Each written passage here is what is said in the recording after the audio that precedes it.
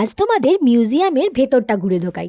মিউজিয়ামের বাইরের দেওয়ালটা কি সুন্দর কারুকার্য করা, দেখতে পাচ্ছ? প্রথমে ঢুকেই যে মূর্তিটা দেখছি এতটা সুন্দর যে দেখে তোমাদের চোখ জুড়িয়ে যাবে। এই হচ্ছে পুরো ভেতরের মিউজিয়ামটা।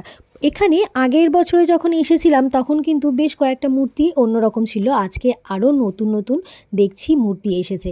সকালবেলার তুলনায় সন্ধ্যাবেলায় এসে মিউজিয়ামটা দেখতে অসাধারণ লাগবে তোমাদের। এই দেখো দেখো, এই মায়ের মূর্তিটা একদম নতুন, পুরোপুরি লোহার দিয়ে তৈরি, ইভেন ওষুধটাও লোহার, দেখো পুরো সাইকেলের চেন দিয়ে। আর এইটা আমাদের চিরাচরিত আমাদের কুমারটুলিতে সবসময়ই দেখতে পাবে। তারপরেই দেখতে পাবে গিনির তৈরি, মানে পুরোনো দিনের গিনি পয়সার মধ্যেই ঠাকুরের মূর্তি। আর এটা তো আগেরবারেও দেখিয়েছিলাম, অন্ধকার থেকে আলোর মূর্তি, মা যেন অন্ধকার থেকে একেবারে আলো হয়ে বেরিয়েছে। আর এটাকে দেখো, এই মূর্তিটা তো অসাধারণ, এটাও একটা কাঠ প্লাস লোহা দিয়ে তৈরি। প্রত্যেকটা মূর্তিটাই সুন্দর বলেই আজ এখানে মিউজিয়াম করে রাখতে বাধ্য হয়েছেন এনারা।